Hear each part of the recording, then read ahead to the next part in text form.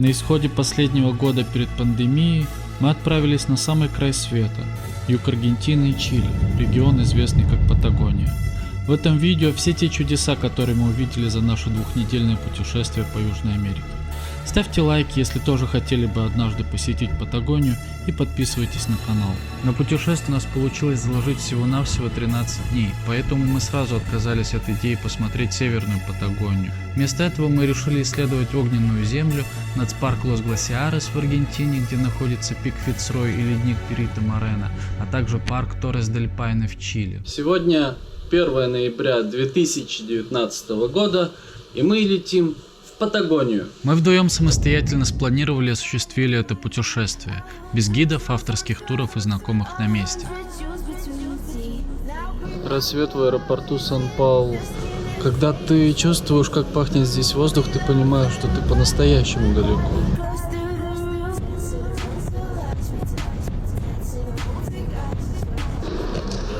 Аргентина! Здесь весна. У меня глаза не открываются, потому что очень много солнца. И пахнет цветущими цветами. Мы попали на прайд. Везде люди веселятся.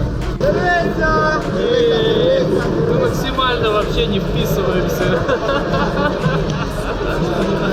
Судя по нашему внешнему виду, да.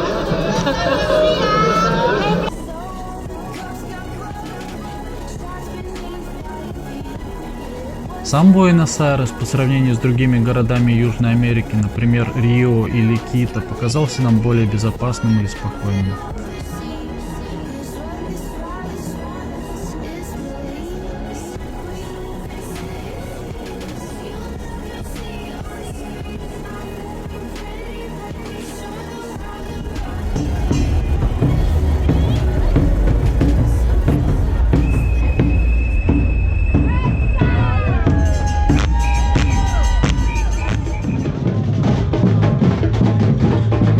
Асфальт весь усыпан блестками, а также раздавленными пивными банками, пластиком и так далее.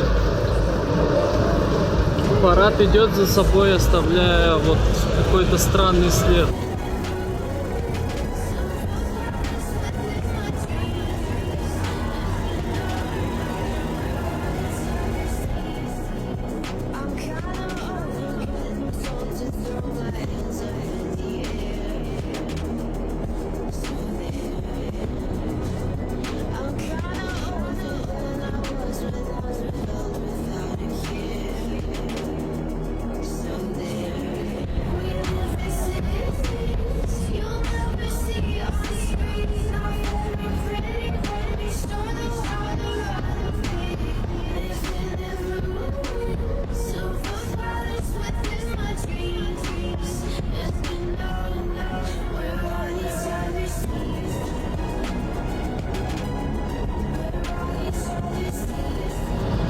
В каком-то смысле это реально самое потрясающее событие, на котором я был за очень долгое время. Такое чувство, что здесь реально сотни тысяч человек. Как будто весь Буэнос-Айрес вышел на этот парад. Для всех это как будто огромный карнавал, праздник. Завтра ночью мы вылетаем в Ушуаю. На самом деле это всего через 7-8 часов, поэтому нужно успеть поспать после бурного, насыщенного дня здесь.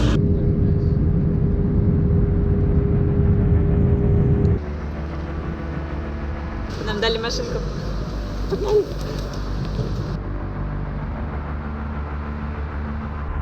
На огненную землю мы заложили 2 дня, с расчетом, чтобы посмотреть Ушуаю, пингвинов и нацпарк Огненная земля. Мы долетели до Ушуаи. Мы на конце света. И здесь красиво и немного холодно. Ты счастлива?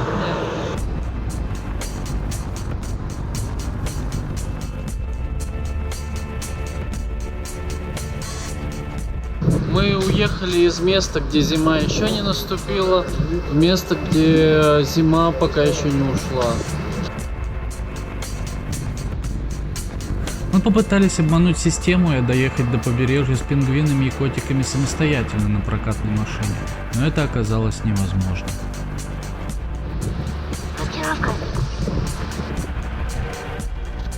С пингвинами у нас не вышло. Оказалось, что надо плыть на корабле, а корабля нет. Сами как пингвин. Да, на огненной земле. Много огня, видите? Пельмени?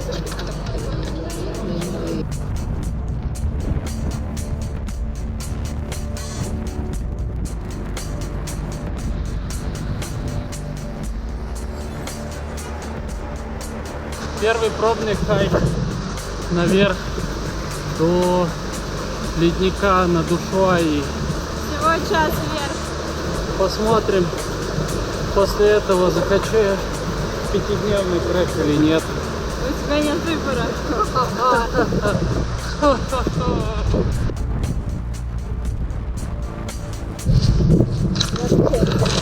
Вот мы опять повторяем ту же самую ошибку и идем куда-то, где нету тропы вообще никакой. Есть тропа, но она под снегом. Ну да, это равнозначно тому, что ее нет.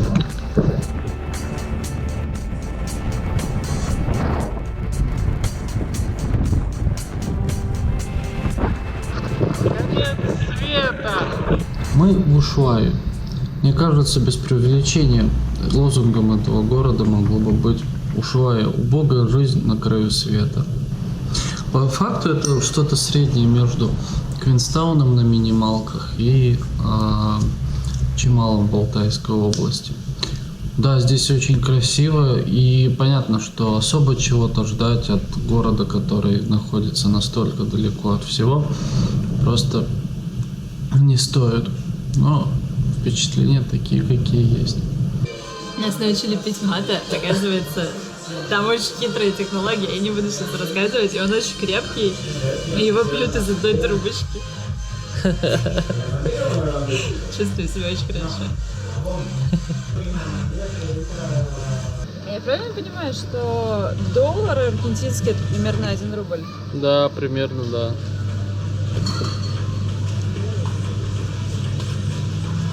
А если я всегда беру аргентинский мальбек, а тут все аргентинский мальбек? Бери по мальбекисти. Че, остаешься здесь жить? Прошу, алкоголическое убежище. Идет снег, светит солнце. Этот паровозик идет в аргентинский Хогвартс. В аргентинскую тюрьму он идет на самом деле. Это самая южная железная дорога в мире, как тут говорят. Здесь заканчивается дорога через весь американский континент, который идет от Аляски прямо до сюда, до самого конца Южной Америки. Очуметь.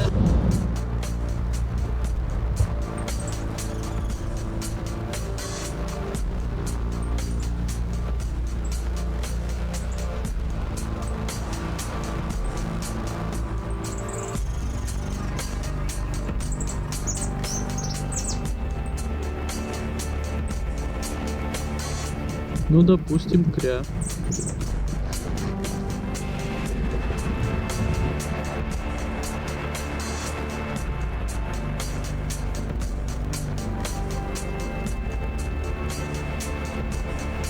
Второй день в Ушуае мы посвятили национальному парку «Огненная земля», который сложно назвать слишком уж впечатляющим. На самом деле, если не плыть в Антарктиду, 2 дней на Ушуаю более чем достаточно.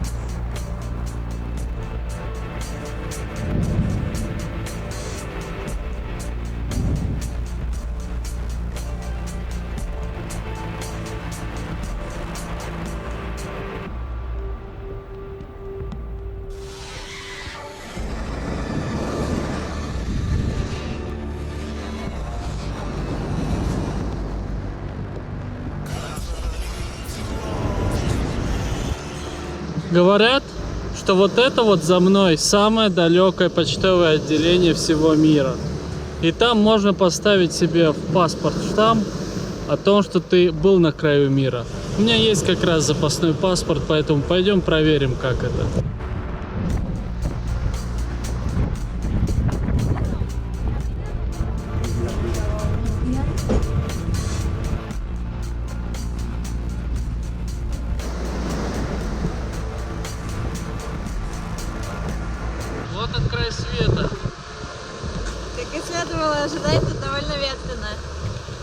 Но каждый раз, когда мы приезжаем на очередной край света, здесь тут, как правило, ветер. Мальвинские острова — это Аргентина. Всем понятно? На этом заканчивается первая часть нашего путешествия. За мной Ушуайя. Этот небольшой город на самом краю земли. Довольно интересное впечатление. Не знаю, стоит ли мне сюда возвращаться когда-нибудь, но это того стоило. Вон видно аэропорт.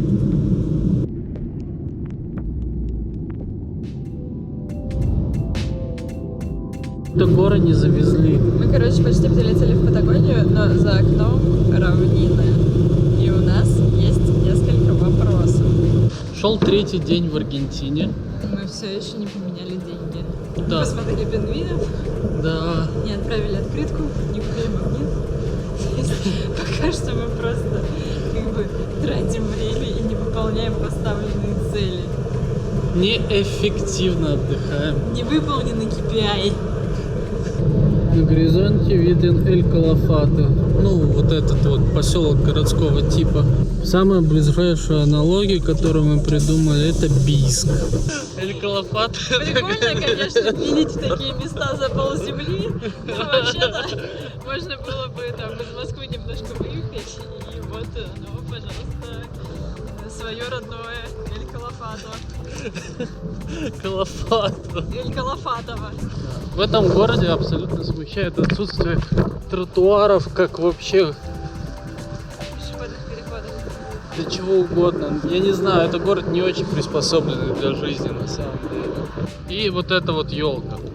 Зато здесь очень много всяких собак.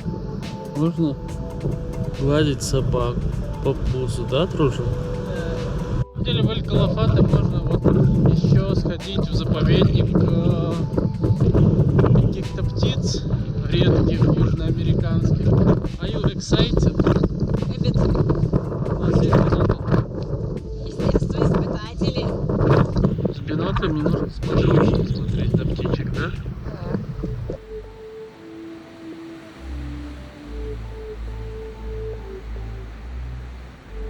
Нашей следующей целью было пройти трек к пику Фицрой, который идет от поселка Эль-Чальтен. Короче, погода такая, что не Смысла идти никуда нет. Да, во-первых, ничего не видно, во-вторых, опасно, ветрено, мокро, где-то снежно. Возможно, завтра будет просто чуть-чуть лучше погода, и мы сможем куда-то пойти. Прибыли в Эль-Чальтен. Мы находимся на пути к вьюпоинту. Что мы там будем обозревать, кроме дождя, не очень понятно.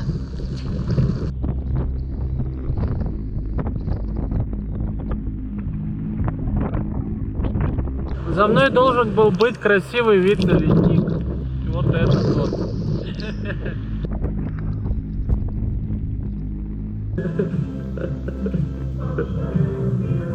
Я даже не думала, что можно быть так мокро и холодно, ребята. Сегодня мы предпринимаем попытку покорить Фицрой. Надеемся, что мы хоть что-нибудь увидим. Километр из 10 мы уже прошли. Сегодня видно чуть больше и чуть лучше, чем вчера. Но идет снег. Посмотрим, как там будет наверху. Вообще красиво.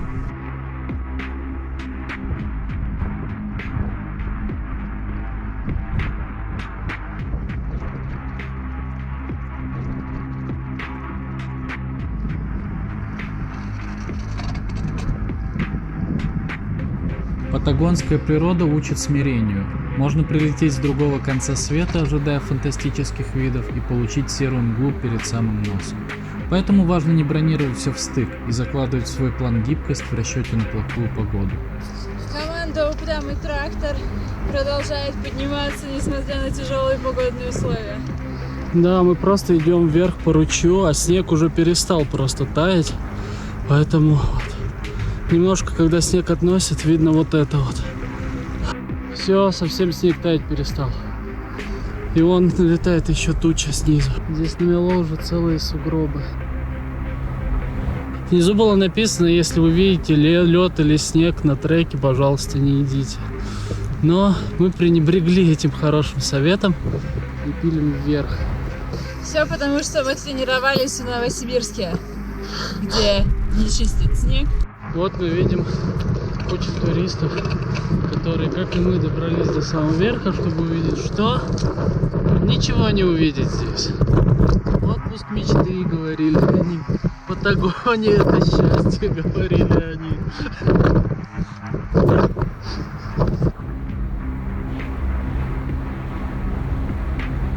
Хорошая отель, лежаки бесплатные.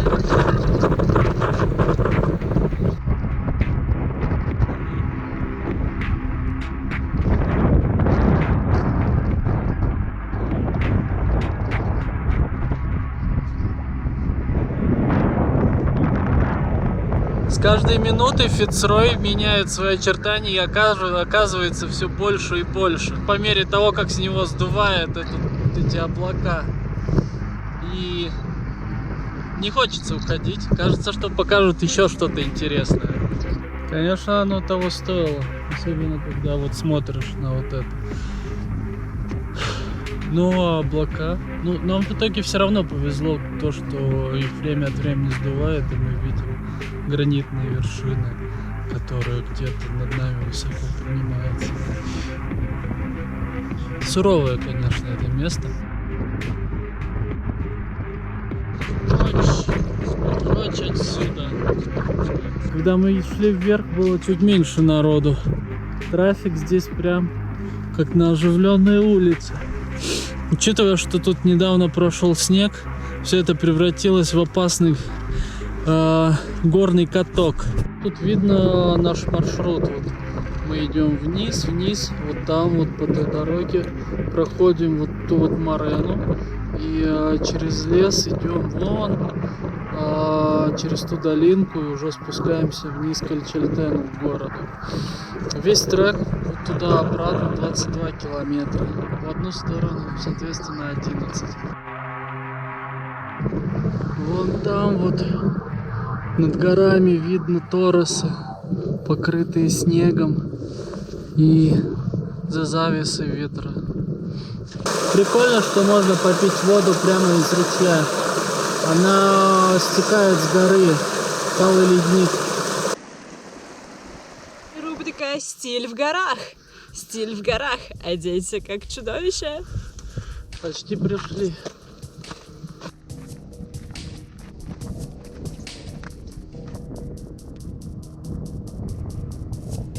Мы покидаем Эль-Чельтен, когда здесь наконец-то нормальная погода.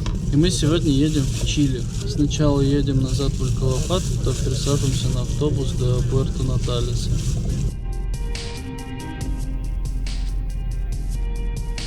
Мы покидаем сейчас Аргентину. Временно. Едем в Чили в трек по Торосам.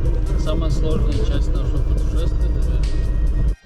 У меня ощущение, что водители решили поехать в обход официального КПП и просто по какой-то грунтовке, через какую-то дырку в заборе собираются провести нас в Чили.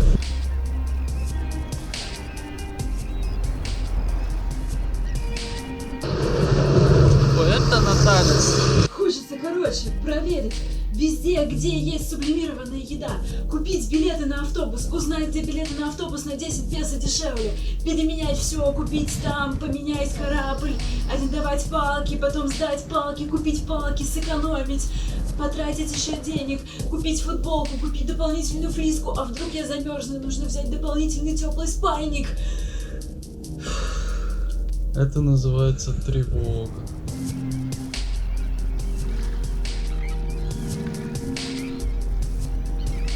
Забота об экологии — это, конечно, хорошо, но когда она касается напрямую тебя, иногда случаются вот такие вот забавные факапы. Например, невозможно взять на кассе пластиковый пакет. Что мы делаем? Правильно, берем и кладем все в картонную коробку. И в картонной коробке все таскаем.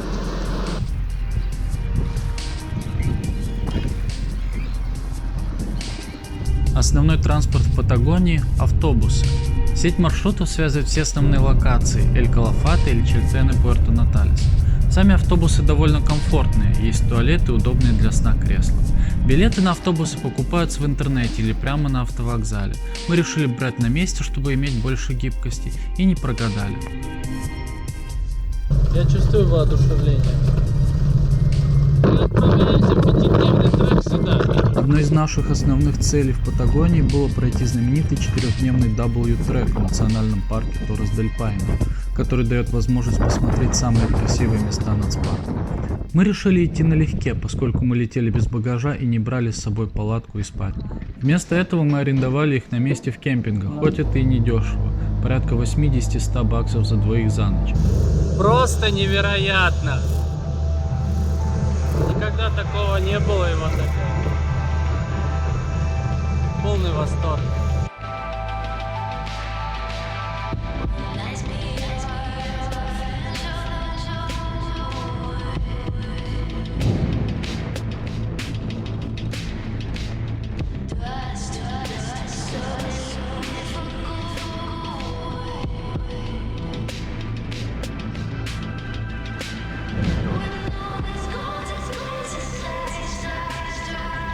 Несмотря на то, что мы ехали в ноябре, то есть поздней весной для Патагонии, практически в туристический сезон, ночные температуры все равно в это время опускаются ниже нуля.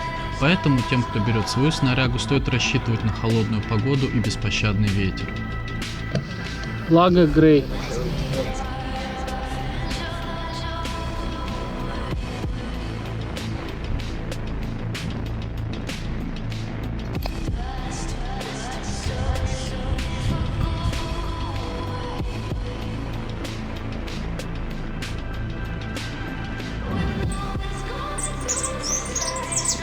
W-трек проходит через самые красивые точки Торрес-дель-Пайне.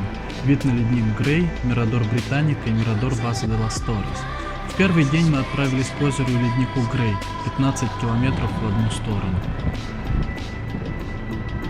Мы добрались до конечной точки первого дня нашего W-трека. Вот этот вот ледник перед озером Грей. Вид просто неописуемый. Высота здесь просто охереть. Самый страшный, наверное, мост в моей жизни.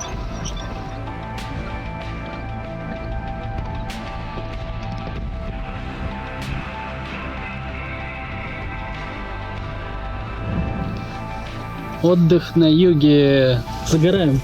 Дорогие россияне, мы знаем, что зимой вы видите очень мало снега и льда.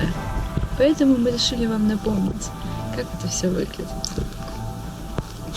Использование санскрина самое главное — наносить его достаточное количество и своевременно обновлять. Чем мы занимаемся на берегу прекрасного озера Грей. Продолжение смотрите в нашем бьюти-блоге. Идет заселяться в палаточку.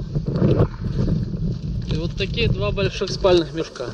За вот этот вот номер мы заплатили 100 баксов за ночь. Сначала думаешь, немного дороговато, а потом смотришь на вот это и думаешь, и похуй.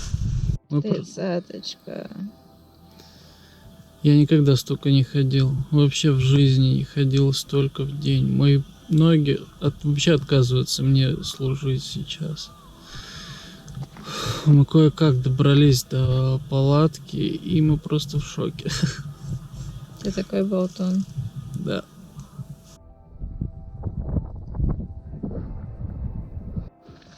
Чуть менее ясная погода. Идет дождь. Мы идем к Кампименто Итальено. Ну как идем? А как-то ползем. После вчерашней тридцатки немножечко тяжеловато.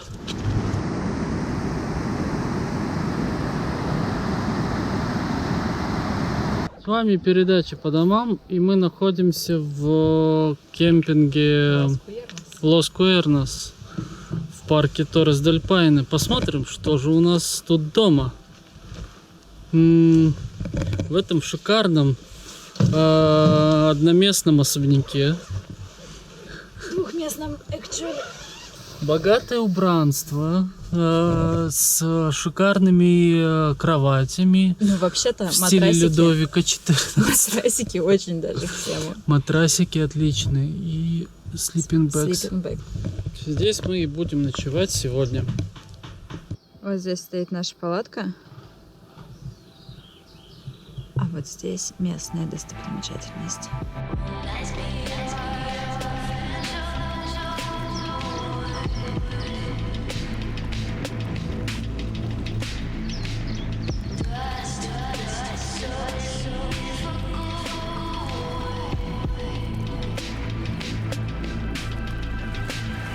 День трека мы наверстываем то, что не доделали вчера, а именно на Мирадор Британика.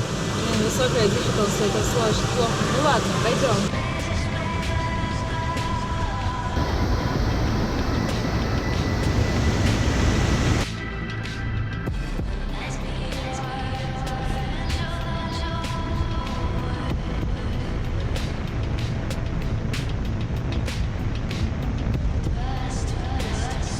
Аж холодом повеяло.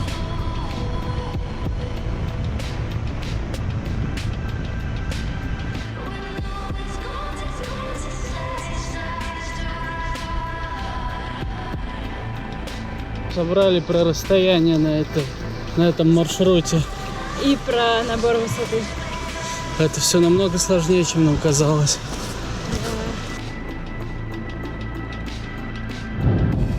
Мы на Мирадор Британика. Это верхняя точка W-трека. Второго вот. И вокруг нас гранитные скалы, которые похожи на какие-то то ли здания, то ли замки. Не верится в то, что это все не искусственного происхождения. Формы просто потрясающие. И это все вокруг тебя вот так. Крутейше совершенно.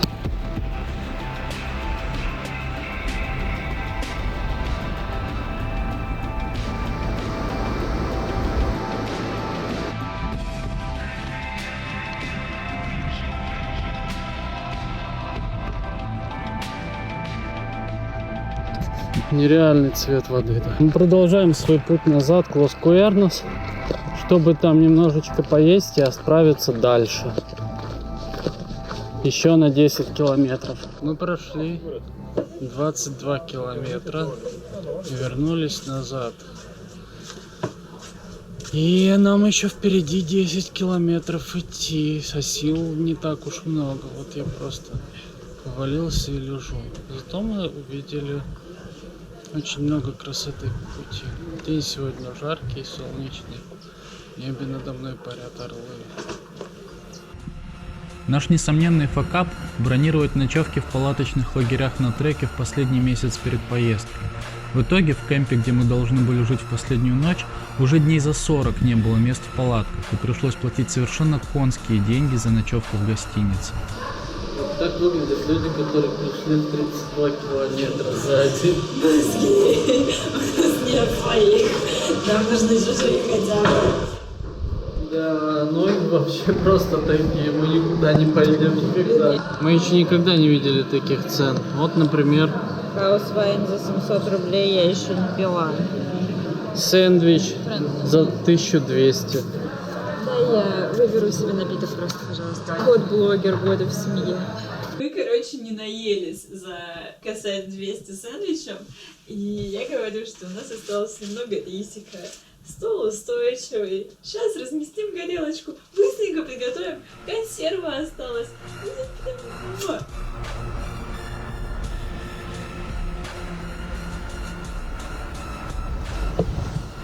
Последний день.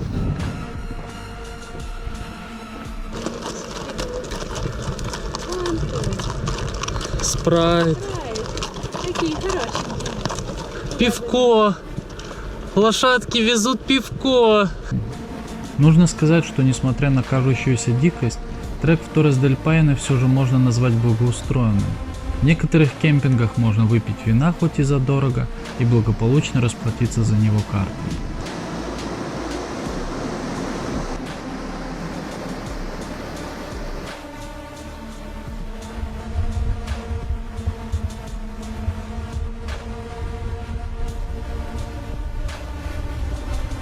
штурм. Осталось немного до заключительной точки W-трека. Буквально по последние метры нашего подъема.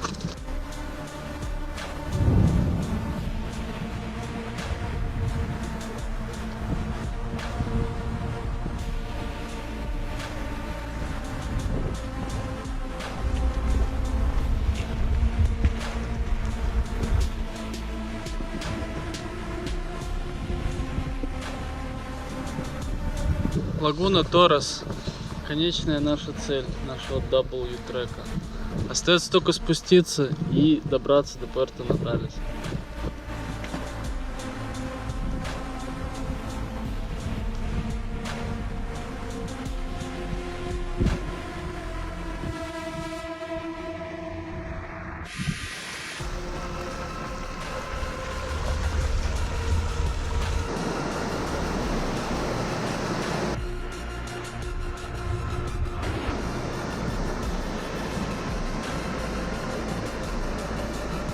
Вот так выглядят два человека, которые за 4 дня прошли 100 километров. У меня очень болят ноги. Они никогда так не болели. Да. У меня тоже. В среднем мы делали по 25 километров в день, но нужно понимать, что По факту мы сделали 30, 15, 33 и 19.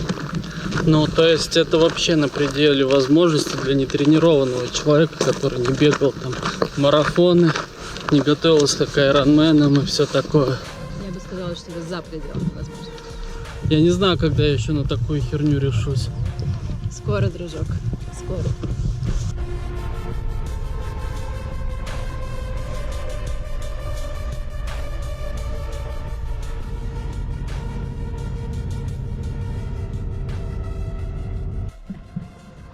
Южно-Патагонский ледяной щит считается третьим по величине на планете, после Антарктиды и Гренландии. Именно поэтому мощные ледники Патагонии реально уникальная достопримечательность, за которой стоит ехать издалека.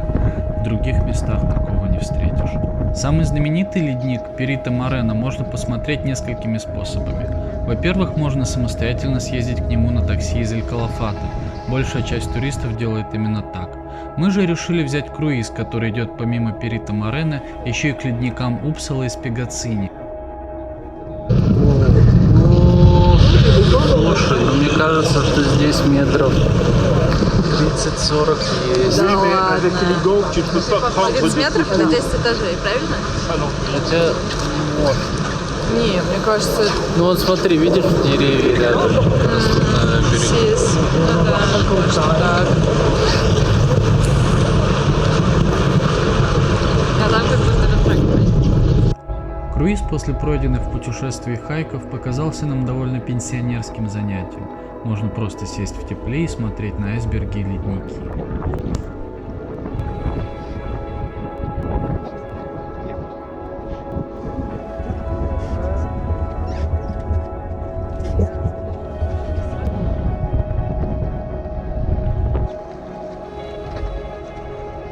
Перито Морено. От Перито Морено, известного своими феерическими обрушениями, при нас ничего не откололось и не упало. Возможно, потому что мы были в ноябре, весной, и для обрушений было чересчур холодно. Мы были слегка разочарованы, но зрелище все равно было потрясающим.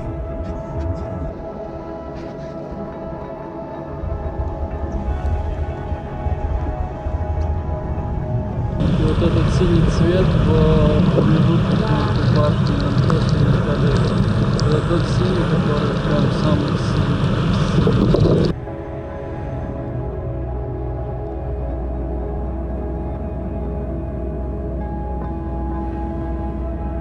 Короче, мы улетаем из Патагонии. Мы на Патагонии. Ну, это такое развлечение, мне показалось достаточно одноразовое. Не так много мест, куда можно просто пойти, поехать. Я бы сказала, что есть много крутых мест намного ближе. Таким получилось наше путешествие в Патагонию. Последнее наше совместное большое путешествие за пределы континента. Мне кажется, что сейчас, в 2023-м, все эти кадры из прежней спокойной жизни до того, как весь мир сдвинулся, приобретают особенную ценность. Поэтому я надеюсь, что вам понравилось это видео. и я прошу поддержать его лайком и комментариями. Подписывайтесь на канал, ставьте колокольчики, чтобы не пропустить новые видео. Теперь уже из путешествий в эру ковида, войны и кризисов.